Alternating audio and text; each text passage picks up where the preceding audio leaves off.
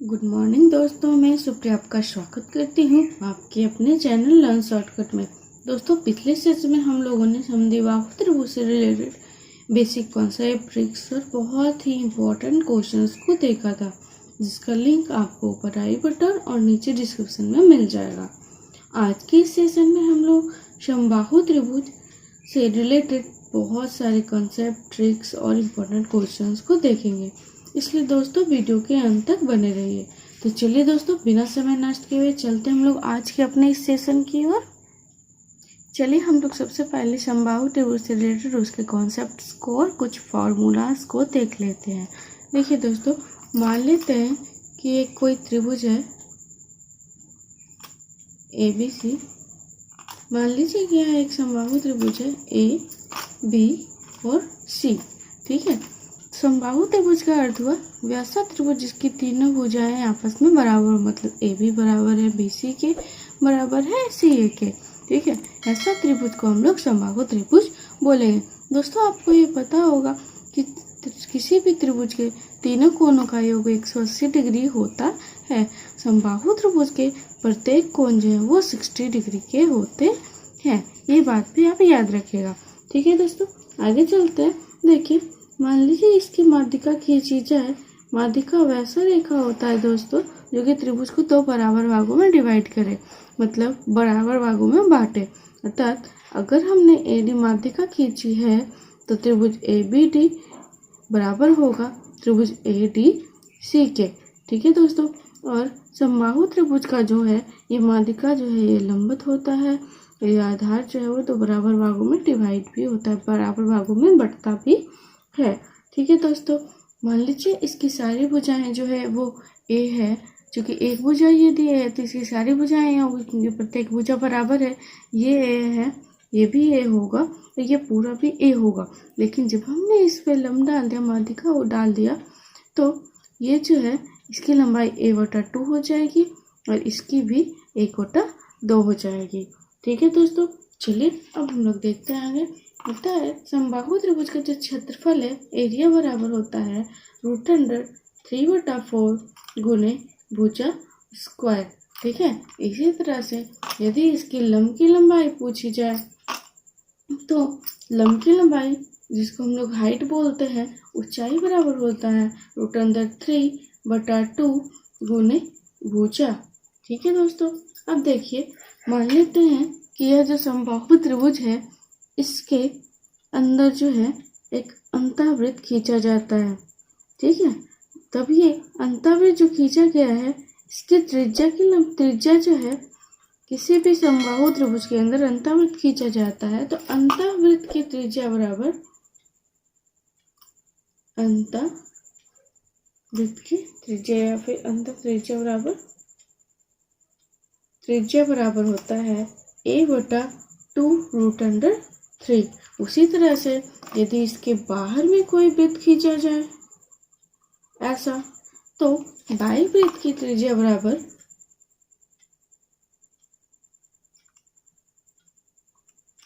A/√3 होता है। ठीक है दोस्तों, ये कुछ फॉर्मूला था। अब हम लोग इससे रिलेटेड कुछ कॉन्सेप्ट को देखते हैं। ठीक है, चलिए, मान लीजिए कि समबाहु त्रिभुज है, ये जो अभी मैं आपको बताने जा रही हूँ दोस्तों, ये ऐसे तो आप जानते होंगे, लेकिन यदि आप इसे नोट करके रखते हैं, आप इसे माइंड में नोट करके रखते हैं, अर्थात याद करके रखते हैं, तो आपको बहुत सारे क्वेश्चन बनाने में बहुत ही सहूलियत होगी और बहुत सारे समय की भी बचत होगी दोस्तों।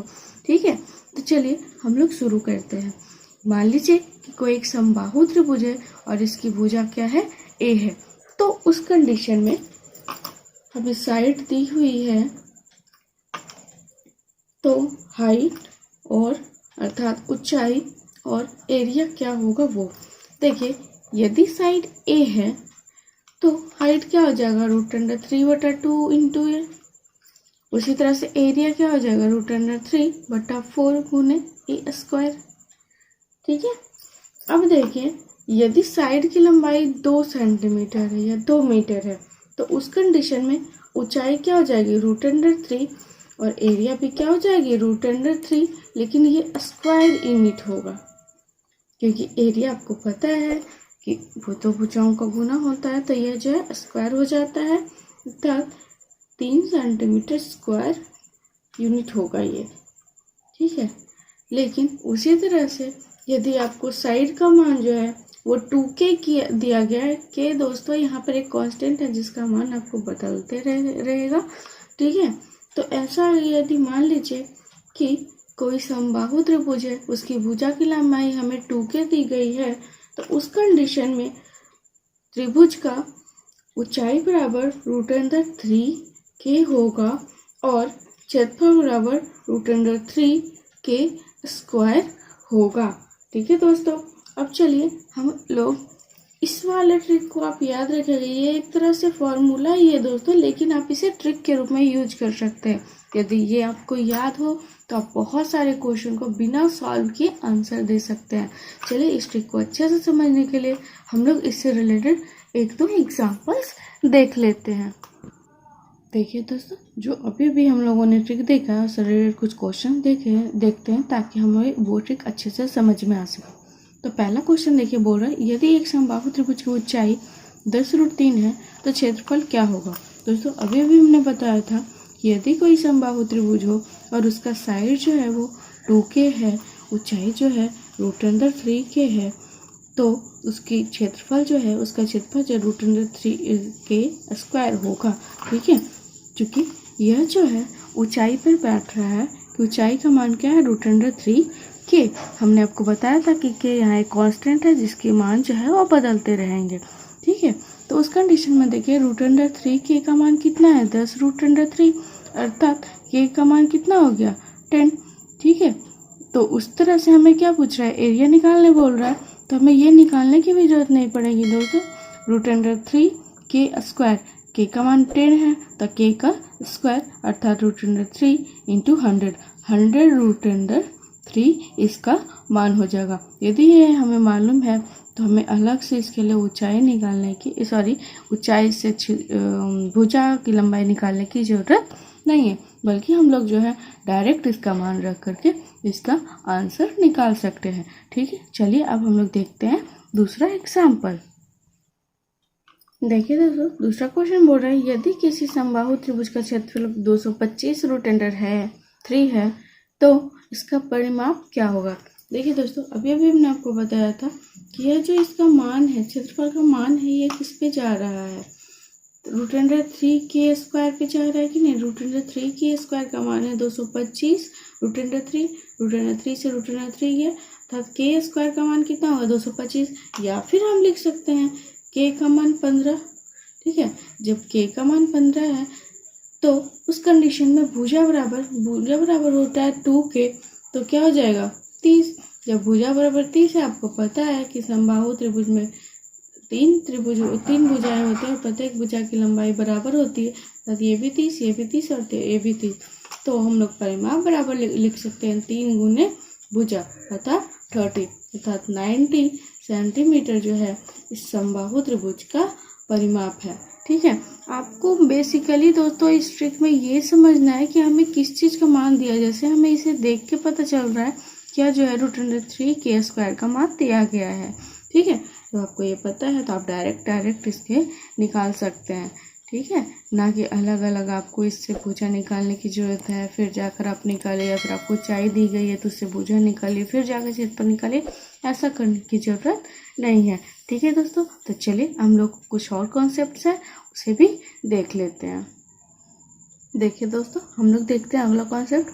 मान लीजिए कोई एक समबाहु त्रिभुज है ABC और इसकी ऊंचाई जो है, इस त्रिभुज की ऊंचाई जो है वो h है और इसके केंद्र से होकर भुजा BC पर डाले गए लंब की ऊंचाई जो है h1 है, AC पर डाले गए का h2 है और AB पर डाले गए भुजा लंब की लंबाई क्या है h3 है।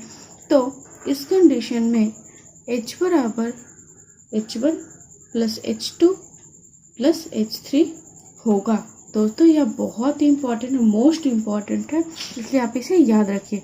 क्या बोला मैंने कि मान लीजिए कोई एक समबाहु त्रिभुज ABC है, इस त्रिभुज ABC की ऊंचाई यदि h है और इसके केंद्र से होकर डाले गए प्रत्येक भुजा के लंब की लंबाई BC पर H1, AC पर H2 और AB पर यदि H3 है तो उस कंडीशन में H बराबर H1 plus H2 plus H3 होगा। ठीक है दोस्तों, आप इसे माइंड में बैठा लीजिए दोस्तों, यह बहुत ही इंपॉर्टेंट है। अब देखिए दोस्तों, हम लोग इससे क्षेत्रफल निकालते हैं। देखिए, आप क्या जानते हैं कि त्रिभुज की ऊंचाई बराबर √3/2a होता है। √3/2a बराबर ऊंचाई, लेकिन ऊंचाई बराबर हमने क्या निकाला है, H1 plus H2 plus H3।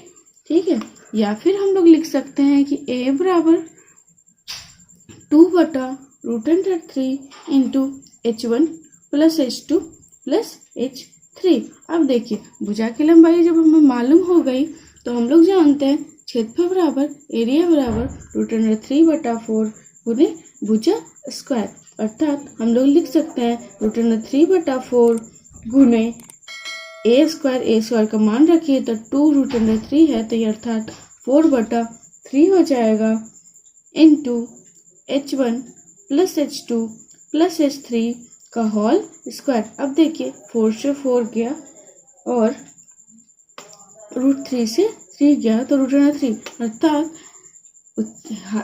Area बराबर हम लोग लिख सकते हैं 1/√3 into H1 plus H2 plus H3 का होल स्क्वायर। यह दोस्तों एरिया बराबर, यह दोस्तों जो निकल के आया ही है, बेसिक कॉन्सेप्ट है दोस्तों। जितना इम्पोर्टेंट ये है दोस्तों, H बराबर H1 plus H2 plus H3, उतना ही इम्पोर्टेंट दोस्तों A बराबर 1/√3 into H1 plus H2 plus H3 का होल स्क्वायर भी है दोस्तों। ठीक है, चलिए अब हम लोग चलते हैं अगले अपने क्वेश्चन की तरफ।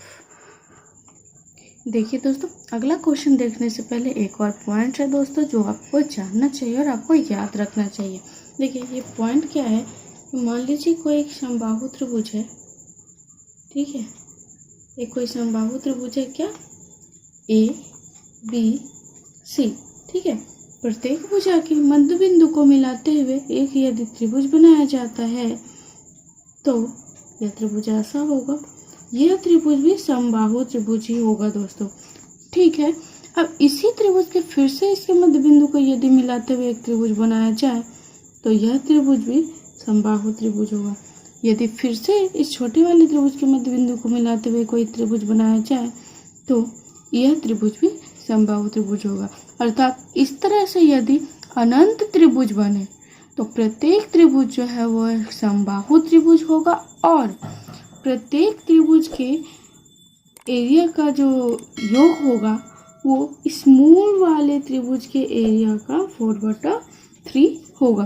कहने का तात्पर्य है, मान लीजिए त्रिभुज ABC का यदि क्षेत्रफल बराबर A है, एरिया A है, तो इस सारे जो त्रिभुज होंगे छोटे छोटे जिसके अंदर हमने मध्य बिंदु को मिलाकर बनाया है, जितने भी त्रिभुज है, प्रत्येक का जो क्षेत्रफल है वो इसका 4/3 गुना होगा।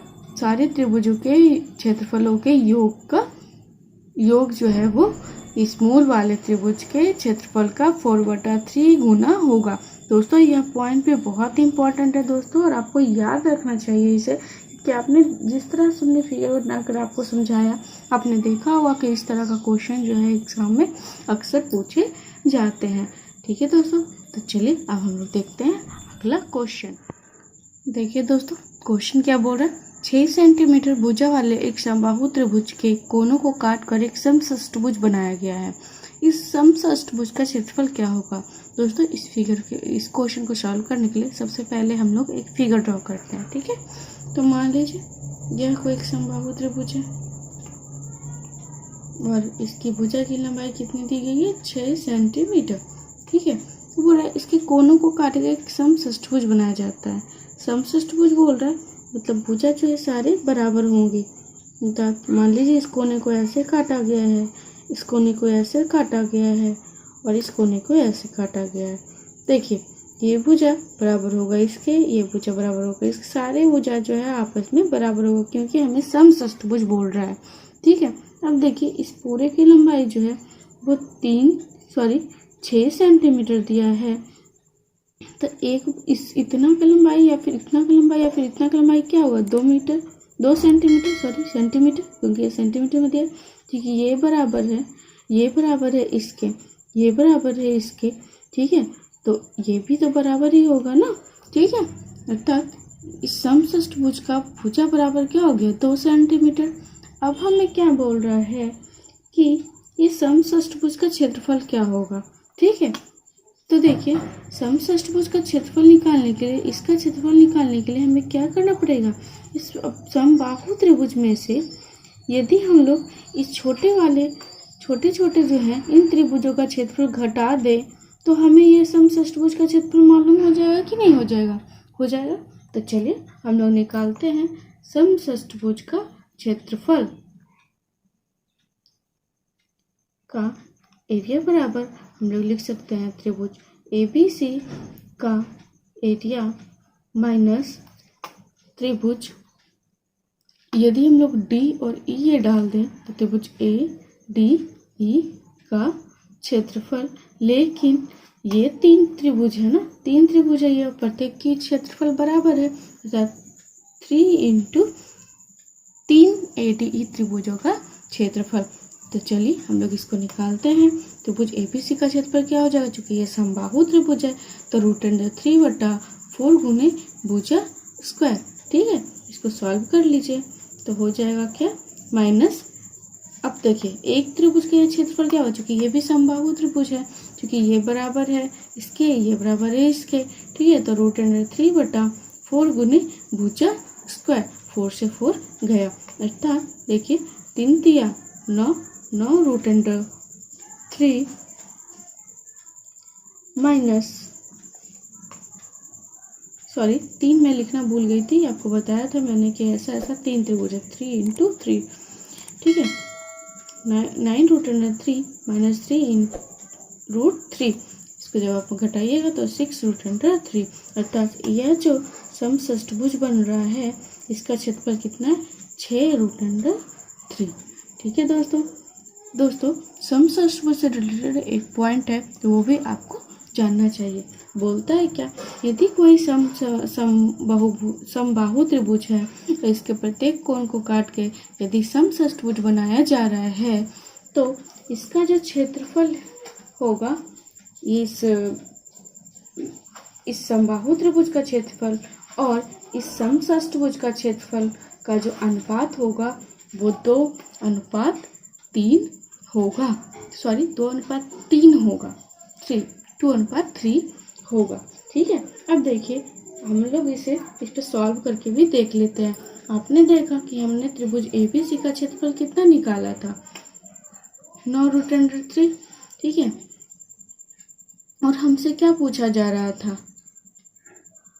समषष्ठभुज का क्षेत्रफल। तो समषष्ठभुज का क्षेत्रफल और समबाहु त्रिभुज का क्षेत्रफल का अनुपात क्या बताया हमने, 2:3, अर्थात यदि हमें समबाहु त्रिभुज का क्षेत्रफल मालूम है, अर्थात 9 √3 जो है वो 3x के बराबर है, तो x का मान क्या हो जाएगा, 3 से ये क्या 3 √3, ठीक है। 3 √3 x का मान हो गया। अब इसके 2 के बराबर क्या है, ये समषष्ठभुज का क्षेत्रफल, अर्थात इसमें 2 से गुना करना पड़ेगा, 6 √3। देखिए यदि आपको ये पॉइंट्स मालूम था तो आपको ये सॉल्व करने की आवश्यकता नहीं थी, क्योंकि इसको सॉल्व करने में हमें समय लगा, थोड़ा सा ये पेचीदा भी हुआ। लेकिन यदि हमें ये पॉइंट मालूम था तो एक्चुअली मैंने ये लिखा है, लेकिन ये आपको लिखने की भी जरूरत नहीं है, आप इसे माइंड में ही कर सकते हो, इतना तो कैलकुलेट कर ही सकते हो दोस्तों। क्योंकि आप एक कॉम्पिटिटिव एग्जाम की तैयारी कर रहे हो, गवर्नमेंट जॉब के लिए तैयारी कर रहे हो, तो थोड़ा सा तो माइंड बढ़ाना पड़ेगा, ठीक है। तो 3 का मान, जब 3x का मान जो है 9 √3 है तो 2 का मान क्या होगा, 6 √3। इस तरह से ये पॉइंट दोस्तों बहुत इंपॉर्टेंट है, इसे याद रखिएगा। चलिए अब हम लोग देखते हैं अगला क्वेश्चन। देखिए दोस्तों, हम लोग आज की इस सेशन का अंतिम क्वेश्चन देखते हैं। क्वेश्चन बोल रहा है, एक वर्ग और एक समबाहु त्रिभुज एक ही आधार पर बनाए गए हैं, इनके क्षेत्रफलों का अनुपात क्या होगा। मतलब जितना, मान लीजिए यह कोई एक वर्ग है, इसका जो आधार है इतना ही आधार जो है, इसी आधार पर जो है एक समबाहु त्रिभुज को भी बनाया गया है, ठीक है। तो इनके जो क्षेत्रफलों का अनुपात है, अर्थात इस वर्ग का क्षेत्रफल का अनुपात और इस समबाहु त्रिभुज के क्षेत्रफल का अनुपात क्या होगा, ये हमसे पूछ रहा है। तो चलिए मान लेते हैं यह जो वर्ग है इसकी भुजा की लंबाई क्या है, a है। ठीक है। तो वर्ग की भुजा यदि ए है, वर्ग की भुजा यदि ए है तो इसके बराबर होगा क्या, समबाहु त्रिभुज का भी भुजा, समबाहु का भी भुजा होगा। अर्थात यदि ये ए है तो ये भी, इसका मान भी क्या होगा, ए होगा। तो अब हमें इसके क्षेत्रफलों का अनुपात पूछ रहा है, तो वर्ग का क्षेत्रफल क्या होता है, ए स्क्वायर अनुपात हमें समबाहु त्रिभुज का क्षेत्रफल का अनुपात है 3/4 गुने भुजा स्क्वायर, ए स्क्वायर से ए स्क्वायर गया अर्थात 4/3। अर्थात यदि एक ही आधार पर कोई वर्ग बनाया जाए और समबाहु त्रिभुज बनाया जाए तो दोनों का क्षेत्रफल का अनुपात जो है वो 4/√3 होता है। दोस्तों आज की सेशन को हम लोग यहीं पे समाप्त करते हैं। आपने देखा कि आज का ये सेशन कितना ही इम्पोर्टेंट था, क्योंकि इसमें बहुत सारे ट्रिक्स और कॉन्सेप्ट और क्वेश्चंस बताए गए थे। तो फिर हमारी मुलाकात दोस्तों अगले सेशन में होगी नए नए क्वेश्चंस, नए नए ट्रिक्स और नए नए टॉपिक के साथ। और हाँ दोस्तों, कुछ लोगों ने हमें कमेंट करके वेन डायग्राम के बारे में पूछा है, वेन डायग्राम को बताने को कहा है, लेकिन अभी जो दोस्तों क्षेत्रमिति अर्थात मेंसुरेशन चैप्टर रेगुलर आपको बताया जा रहा है। तो आपके लिए हम वेन डायग्राम का एक स्पेशल क्लास अगले सप्ताह में लेकर आएंगे। ये दोस्तों यदि अभी तक आपने हमारे चैनल को सब्सक्राइब नहीं किया है तो तुरंत सब्सक्राइब कीजिए, दोस्तों के साथ शेयर कीजिए, बेल आइकन को दबाइए, और ताकि जब हम अपना अगला वीडियो डालें तो सबसे पहले आपको उसका नोटिफिकेशन मिल सके।